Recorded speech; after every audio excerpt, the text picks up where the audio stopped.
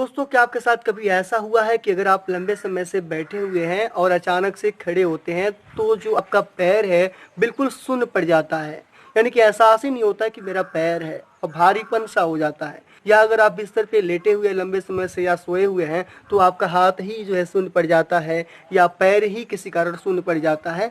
तो अगर हमारा पैर शून्य पड़ जाता है तो अगर हम खड़े होने का प्रयास करते हैं तो जल्दी खड़े भी नहीं हो पाते हैं या गिरने की स्थिति में आ जाते हैं।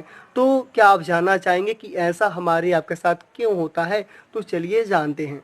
दोस्तों, अगर आपके शरीर का कोई भी अंग शून्य पड़ जाता है तो यह संकेत है कि उस अंग में ऑक्सीजन की कमी हो गई है। राइट। यानी कि जब हम लंबे समय से बैठे होते हैं ना तो किसी कारण हमारे पैर की जो नस है वह दब जाती है।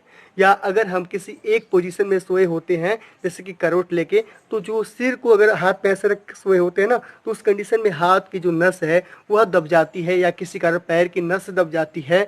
तो उस अंग में ब्लड का सर्कुलेशन कम मात्रा में होता है या बंद हो जाता है।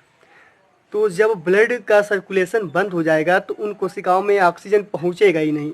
यानी कि जब हम सांस लेते हैं तो जो ऑक्सीजन है हमारे लंग्स यानी कि फेफड़ों में जाता है और फेफड़ों से जो ऑक्सीजन है उस ऑक्सीजन को जो ब्लड सेल हैं वे कैच कर लेते हैं, पकड़ लेते हैं और ब्लड वेजल्स के द्वारा यानी कि नसों के द्वारा पूरे शरीर के अंगों की कोशिकाओं के अंदर पहुंचाते हैं। और उन कोशिकाओं के अंदर जो माइटोकॉन्ड्रिया है उसमें ऑक्सीजन जाता है और ग्लूकोज जो है ना ऑक्सीजन को उपस्थिति में टूट के कोशिकाओं के अंदर ऊर्जा बनाता है। राइट। जब हमारे पैर का नस दब जाएगा या हाथ का नस दब जाएगा तो उस कंडीशन में होगा क्या कि उस कोशिकाओं में या उस अंग में ऊर्जा बनेगा ही नहीं। जब ऊर्जा बनेगा ही नहीं तो वह सेल डैमेज होने लगे तो जो ब्रेन का जो कनेक्शन है ना उस अंग से कट हो जाएगा और ब्रेन को पता ही नहीं चलेगा कि वो अंग हमारा है। यानी कि हमें पता ही नहीं चलेगा कि हमारा पैर भी हमारा अंग है या हाथ भी हमारा अंग है। राइट। तो इसीलिए बहुत भारी सापन होता है जब अंग हमारे सुन्न पड़ जाते हैं। राइट। तो अगर आपके अंग सुन्न पड़ जाते हैं तो आप अपने पैर को हिला डुला दीजिए, हाथ को हिला डुला दीजिए, नस है सही हो जाएगा और जो ब्लड का सर्कुलेशन है उस अंग में होने लगेगा और धीरे धीरे ऑक्सीजन पहुंचने लगेगा और कुछ समय बाद आपका जो हाथ है या पैर है वह सही हो जाता है। राइट।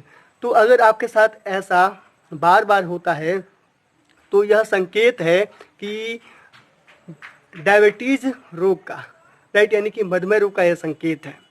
राइट। अगर आपका शरीर का कोई एक अंग शून्य पड़ता है, राइट, तो सामान्य स्थिति में अगर शून्य पड़ता है, कभी कभी शून्य पड़ता है, राइट, तो कोई बात नहीं है। अगर एक साथ आपके शरीर का कोई दो अंग शून्य पड़ जाता है यानी कि दोनों हाथ शून्य पड़ गया या दोनों पैर शून्य पड़ गया तो यह संकेत है कि आपके शरीर में विटामिन B12 की कमी है।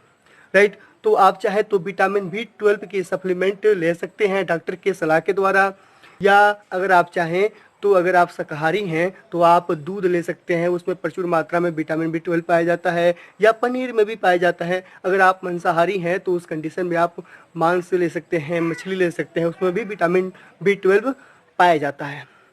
तो दोस्तों, यह थी जानकारी कि हमारे शरीर का जो अंग है वह क्यों शून्य पड़ जाता है। राइट।